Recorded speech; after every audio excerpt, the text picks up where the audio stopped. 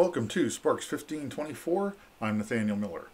On this edition of The Writer's Craft, we are looking at part 2 of backstories and biographies. Basically, how to do the world building for your novel, your video game, whatever project you're working on. Now, last time in part 1 of this series, I kind of went over just the basics of world building. The fact that this is a very unique opportunity for you as a writer to do whatever you've always wanted to do.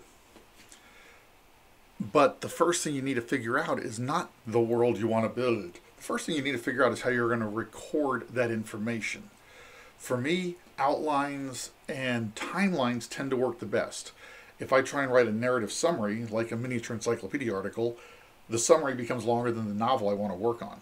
So for me, timelines and outlines tend to work, although now and then I'll do the narrative summary for specific things. You might be the opposite. You might find you work better by writing a narrative summary. You might find you work better by using a voice recorder, finger painting on the wall, whatever works for you to record the information. Now, your homework last time was to pick that one thing that dealt with whatever story you want to write, that one thing that's most impactful to the story you want to write, and work on it. No, I'm not going to grade it. This is your project you're working on. But the next step in world building, now that you've got at least you had an idea what method of recording information works for you, is to start developing the backstory and biographies of your characters. Now, I'm not going to give character biographies specifically, because if I do, that's going to end up publicly releasing some major spoilers for some novels I'm working on that are still coming, including And So It Begins, my third novel in the Accidental Detective series, which comes out this April. But I'm going to go into the background of a couple of, at least one of the families, because there's three main families in this, what I call the Shepherd Odyssey. Yep, that's the dramatic name. The Shepherds, the Greys, and the Stavengers. If you go to the written column I've done, which is linked below, you can read a little more detail about all three families. But for the purpose of this video, we're just going to talk about the Shepherds. Now, first off, by nature, even though I'm a single guy standing here, well, not totally single, I do have a security crab who works with me. Albus that's active camouflage. He only looks like a stuffed animal. He's really a highly trained security crab. Don't mess with him. But I'm a very family-oriented man. Most of my characters' family is very involved. So for me, developing family backstory is as important as developing character biography. This is doubly important for me because the Accidental Detective Mystery Series, like I said, which book 3 comes out this April, is only one part of a larger universe I've been developing up here since I was at least 7 years old. Some of these stories that I'm looking to consider writing go back 200-300 years, and I'm working on a science fiction epic that's about 4,000 years in the future, but it's the same families. So developing these backstories works for me. You don't have to do it this way. Before I go into detail about the Shepherds, let me point out that Ebenezer Scrooge, Charles Dickens' Ebenezer Scrooge, has minimal backstory. We know that Scrooge went to a boarding school, learned finance, had one aborted love affair, but loved money and business so much he became this crusty, greedy old geezer. There's not a whole lot of biography. We don't know why Scrooge went to that boarding school. We don't know who his parents were. We don't know where he grew up. We don't know if we know he had a brother or sister because he has a nephew, but that's it. And yet, despite minimal backstory, the character of Ebenezer Scrooge still impacts Western culture today. If you refer to somebody as a Scrooge, ironically, it's a story of redemption and Scrooge becoming a hero. But if you refer to somebody as a Scrooge, we know you're referring to them as a miserly, greedy, miserable, just dried up old husk of a human being. So you don't need huge biographies, huge backstories to make a character work. It's up to you.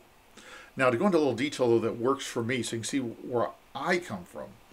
The Shepherds, and I'm going to butcher this name because I do not speak Old English. The Shepherd family, who is the family of my protagonist, Isaac Shepherd, the accidental detective, originated as the Old English Sheparde. It's written in my written column if you want to check that out. But the Old English word that became shepherd in our modern language, because they started out as shepherds.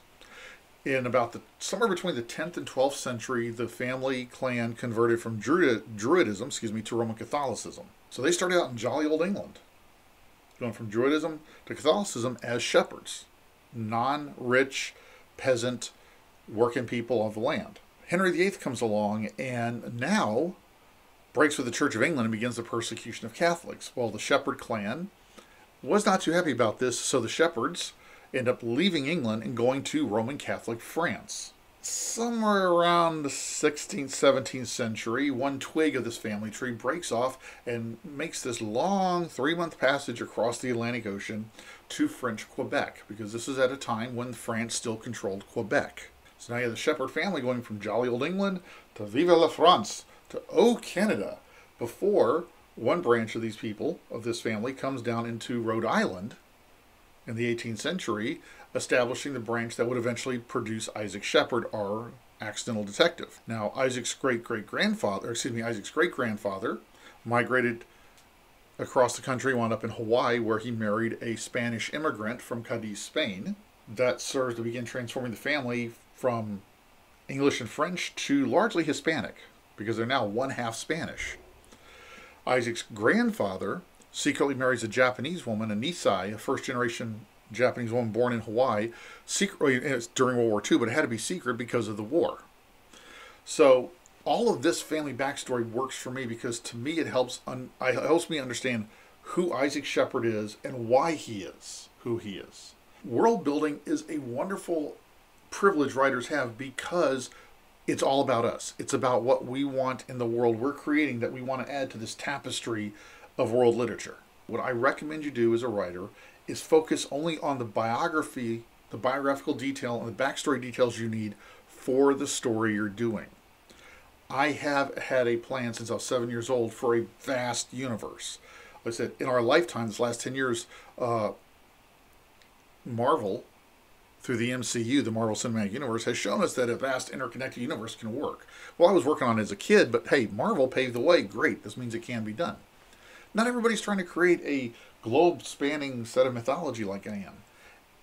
Whatever you're trying to do, develop that. Whatever your character is, develop just the backstory you need for that book. Make sure you organize that information in whatever manner works for you, because if you are able to, or if you desire to carry this character or these characters forward, you're going to need to keep that organized so you can keep your continuity in place. But it doesn't have to be nearly as in-depth as anything I'm doing. This is about you and the stories you want to tell. If any writer tells you you're doing it wrong, you are wrong in not developing a detailed backstory, you are wrong for not coming up with a 2,000-word biography, write that person out of your literary life. You don't need them. This is not about them. This is about you. There are very few right and wrongs in writing. And how much backstory you develop, it's not right or wrong, it's what you need and what you judge. That doesn't mean you don't make a mistake and realize, oh, I need more detail. You go back during your editing process, flesh out that backstory for that character, add that detail in the story, it goes forward. That's called story development. That's normal.